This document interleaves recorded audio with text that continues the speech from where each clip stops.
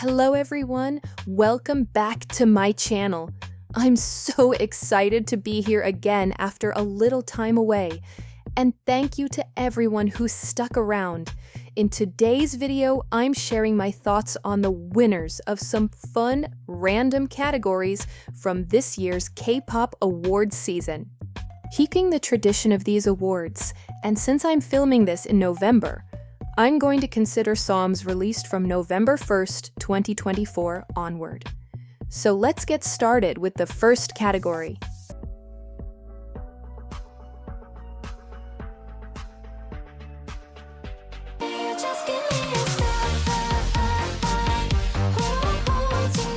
Rookie of the Year is one of my favorite awards. I'm always excited when a new group debuts, and because it's so hard for rookies to get public attention, whenever a few of them actually make some noise, instantly know they'll be strong contenders for the Rookie of the Year award during the awards season. ISNA is part of that very select group of rookie groups that really stood out this year. They debuted in late November last year and already had 3 comebacks. I watched Mnet's Island 2 while it was airing, voted for them, and was so excited for their debut. I'm really happy to see their popularity growing with each comeback. And I love their collaboration with the Black label, especially with VVN as their main producer. It gives their songs such a unique color.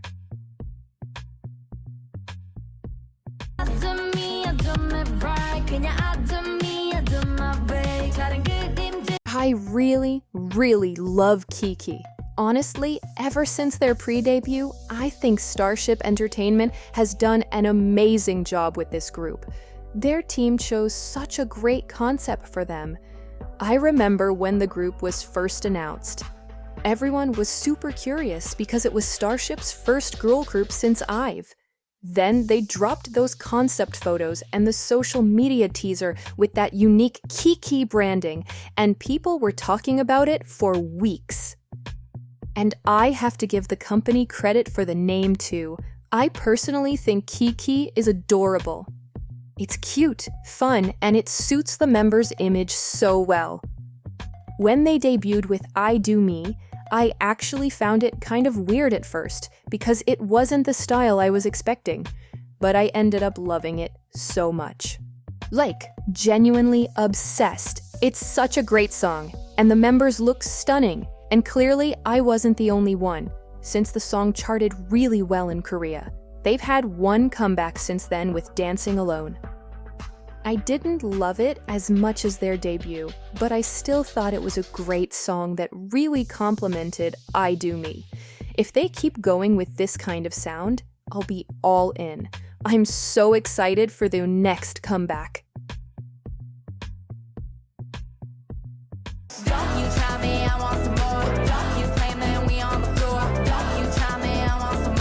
There is so much I could say about why All Day Project deserves the Rookie of the Year title. First of all, they're a co-ed group, which already shakes up the K-pop scene in a huge way. Secondly, the member lineup is just insane. Every single one of them is an ace. Bailey is a top-tier choreographer. Tarzan is an incredible dancer. Annie and Youngso are all-rounders with amazing charisma and stage presence, and Woo Chan is part of that very select group of idols who were finalists on Show Me the Money, which basically marks him as one of the strongest rappers in the industry right now. Their first 2 releases, Famous and Wicked, were so good and were so well received. Famous even hit 1st place on all major Korean music charts. The only rookie group to do that this year. The general public absolutely loves them.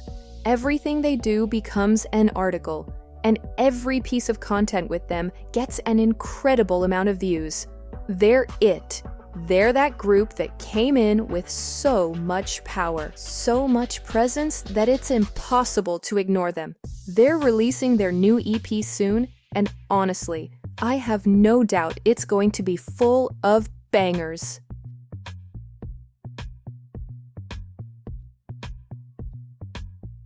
Get that.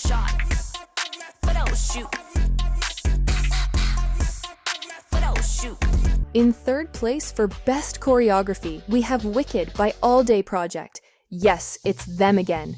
This choreography is just on another level. It's sharp, powerful, and incredibly demanding. And the whole photo shoot move had everyone trying to learn it. It became one of those dance moments that instantly gets stuck in your mind. The thing about Wicked is that it's not just visually impressive, it's technically intense. The speed, the precision, the footwork, the transitions, everything happens so fast that when you watch the performance, you can't help but just stare in awe. You can immediately tell how much control and stamina the members need to pull it off. And yet, they make it look effortless, which is exactly what sets top-tier choreographies apart. It's the kind of routine that only a group filled with aces could pull off. An all-day project delivered it with so much confidence and synchronization that it became one of the standout performances of the entire year.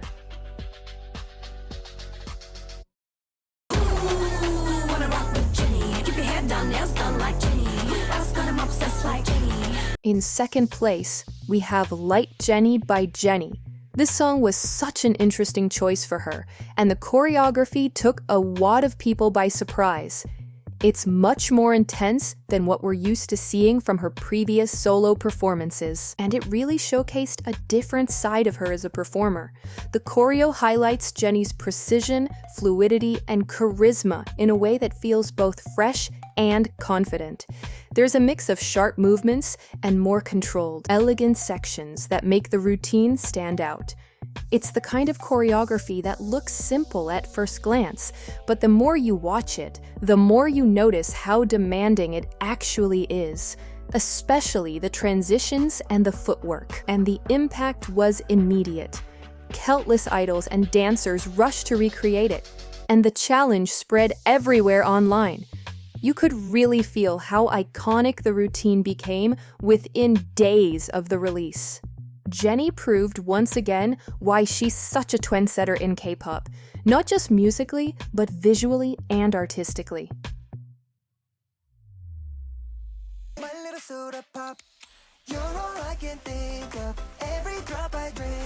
In first place, we have Soda Pop by Saja Boys from the hit movie K-pop Demon Hunters. And look, I get it. It's a choreography from an animated movie. But honestly, that didn't stop it from completely taking over the internet. This dance was everywhere. It went global in a way almost no one expected. Just like Golden had everyone singing along, Soda Pop had absolutely everyone trying to dance to it.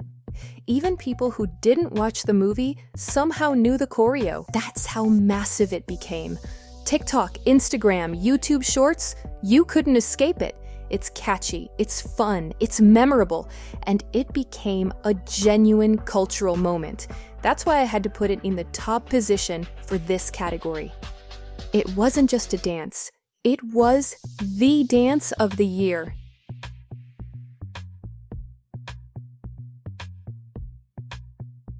Ain't nobody that can do it like you. Nobody.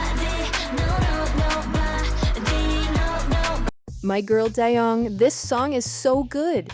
I was honestly so happy with how well it was received. You could tell right away how much effort she put into this comeback, and it definitely paid off. Her performance of this song is insane. The vocals, the expressions, the confidence, everything was on point. I do have to say though, Starship Entertainment really messed up by not releasing this earlier. This is peak summer vibes, and they dropped it when summer was basically over. Like, why? Why would they do that? This could have dominated the entire season if they had timed it right. But even with the questionable scheduling, I'm genuinely so glad for her. The success of Body proved that she's absolutely capable of topping the charts, and I really hope the company finally realizes that. She deserves more comebacks, more promotions, and way more trust in her potential. I'll be cheering for her every time. You always be my Valentine. NMIXX is one of those cases where you could just feel they were waiting for the right moment to blow up.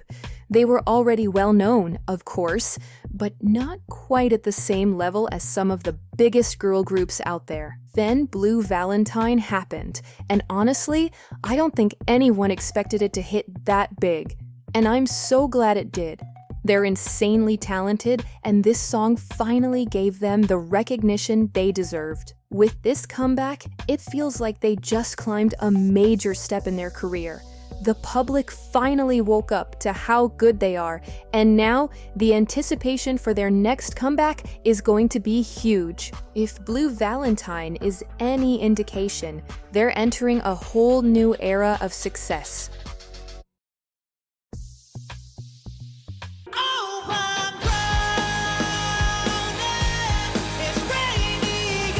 So, Woods' Drownin' absolutely blew up last year after he performed it on that special military-themed episode of a variety show.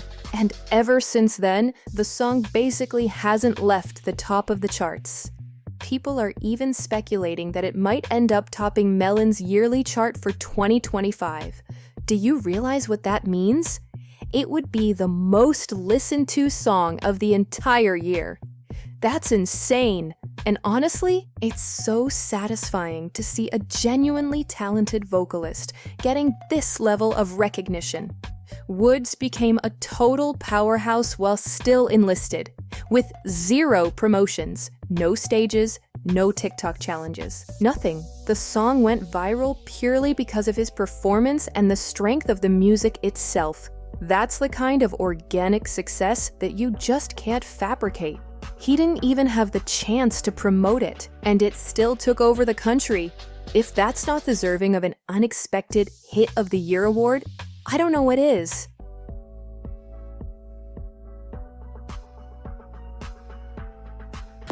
So come up with me, I'll take you high. That prima donna spice. Next category is Worst Entertainment Company of the Year. And YG Entertainment, what happened this year? Seriously, what was that? They were horrible. Treasure kept releasing music and making absolutely no noise in the media. And none of the songs managed to chart.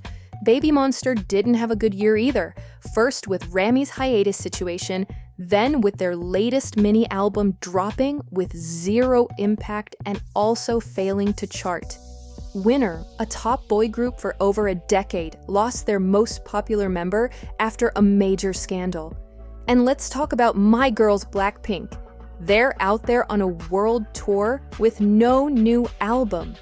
This is insane! Meanwhile, AKMU, literally YG's biggest active group after Blackpink, just left the company entirely. And on top of all that, YG himself is dealing with several legal issues. Like, what is even going on? What direction is this company heading toward? They're supposedly releasing a new girl group and a new boy group next year. And honestly, I'm really curious and a little scared about what direction they're planning to take. Because whatever formula they used for Baby Monster and Treasure clearly isn't working. If they want these groups to have even a chance, they need a completely new concept, new strategy, new everything. I really hope they can do better next year, especially for Blackpink, because I honestly doubt the girls will renew their contracts again if things keep going like this.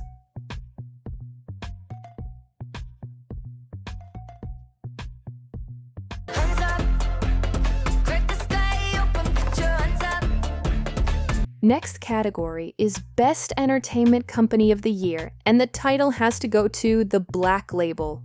Look, I'm a SoMe fan, okay? So if you had told me last year that I would be giving the Black Label the award for Best Entertainment Company in 2025, I would have laughed in your face. Like, actually laughed. A lot. But this year, they completely outdid themselves.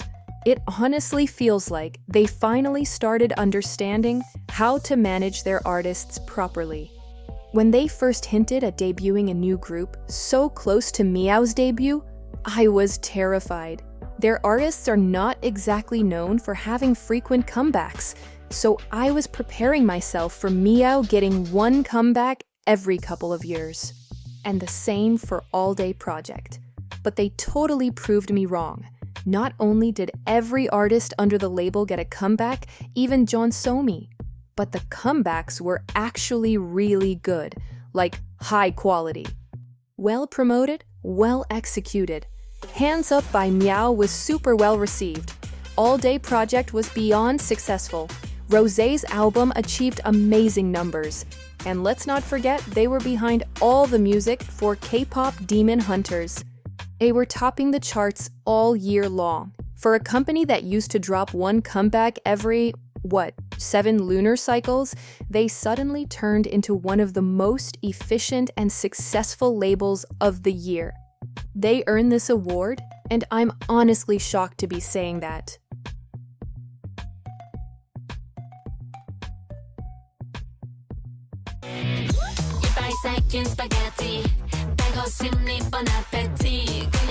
This year, Les Seraphim delivered again.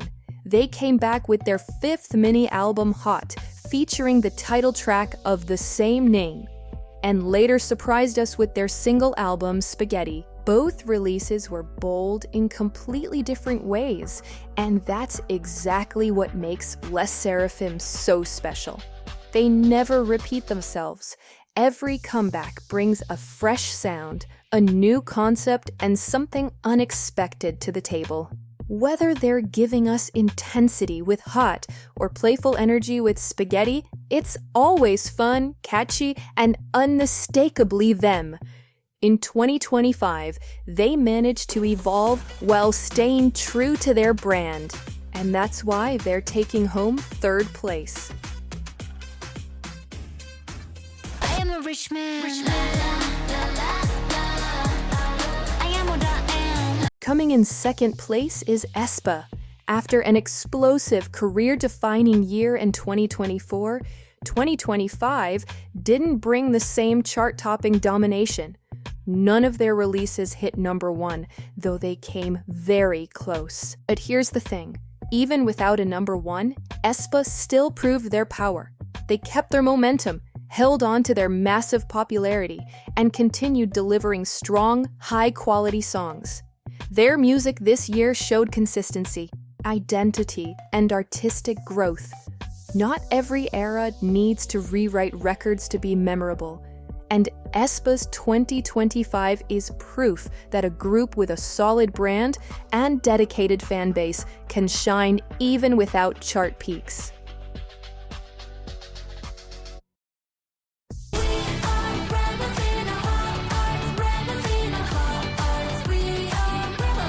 In 1st place are My Girls IVE.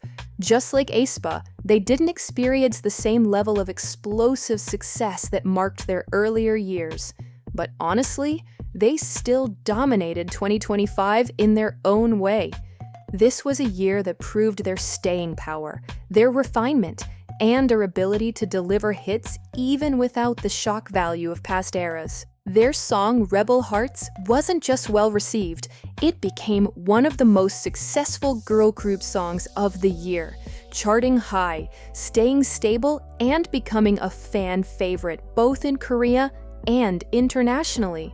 It's the type of track that grows on people, and IVE has mastered that formula. Catchy melodies, polished vocals, chic aesthetics, and that signature confidence that only they can pull off. What makes IVE deserving of 1st place is that they've reached a level in which even their quieter years still outperform the peak years of many other groups. Their popularity continues to grow, their fan base keeps expanding, and they show absolutely no signs of slowing down. They know who they are as artists, they know how to build their sound, and they know how to stay relevant without having to chase trends. In 2025, they showed consistency, versatility, and charisma. and that's exactly why they were the best girl group of the year. They didn't need a viral moment or a sudden explosion to prove anything. Their presence alone carried the year.